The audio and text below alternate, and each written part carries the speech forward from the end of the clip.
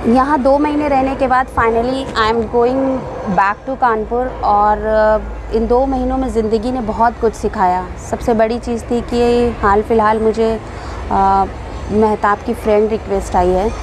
जो इंसान 6-7 साल से मुझसे अलग रहा और कभी मुझे कांटेक्ट करने की कोशिश नहीं करी, कभी मेरे बच्चों से मिलने की कोशिश नहीं की, कभी किसी तरह का राब्ता नहीं किया। अब जब डिवोर्स पेपर्स उसके पास गए हैं तो उसने मुझे फ्रेंड रिक्वेस्ट भेजी है। तो नुकसान तो दोनों ही तरफ का हुआ था। और अब उसके पछताने से या मेरे से अब फ्रेंड रिक्वेस्ट फ़ेसबुक पर भेजने से ये रिश्ता दोबारा नहीं बन सकता। अगर आपको रिश्ते बनाना है तो आपको पहले से ही उन रिश्तों पर मेहनत करनी पड़ती है। और जो बर्बाद फसलें होती हैं उनको बारिशों की दुआ नहीं लगती, मैं तो यही कहूँगी।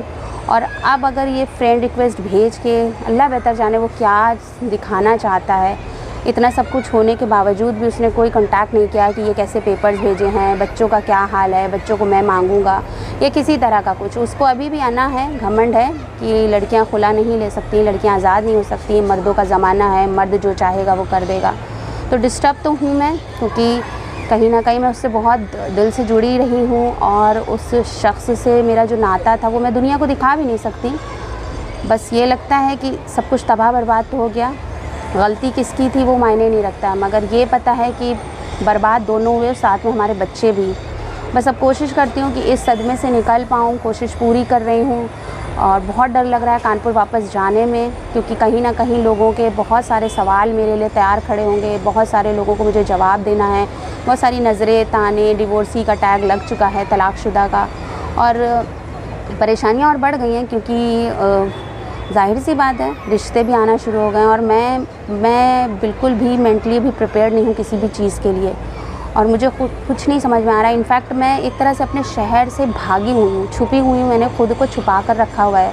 और ये मेरी तकलीफ़ कोई नहीं समझ सकता सिवाय उस इंसान के जो इसके थ्रू गया हो, क्योंकि डिवोर्स एक अजियत ही है। भले हमें अजियत से छुटकारा मिलता है, मगर वो एक तरह की आप थोड़े टफ़ एग्ज़ाम से निकल के दूसरे एग्ज़ाम में चले जाते हो, सिर्फ फ़ेज़ बदल जाता है मगर तकलीफ़ें आपकी वही रहती हैं। खैर मैं तो 6 साल से इस तरह के डिवोर्स में थी, इस नाम की शादी में थी। अब वापस जाने से पहले डर लग रहा है। और यहाँ का माहौल, यहाँ का जो भी एरिया है, वो सब बच्चे भी बहुत दिल लग गया है उनका यहाँ की सोसाइटी में, बच्चों का माहौल, तरबियत। बच्चों को भी एहसास हुआ कि मेरी माँ मेरे लिए क्या थी, और उन्होंने मुझे रोते बिलखते देखा है। पूरे रमज़ान मैंने कैसे बिताए हैं, मेरी तकलीफ़ को उन बच्चों ने देखा है। तो बहुत चेंज भी आया बच्चों के अंदर।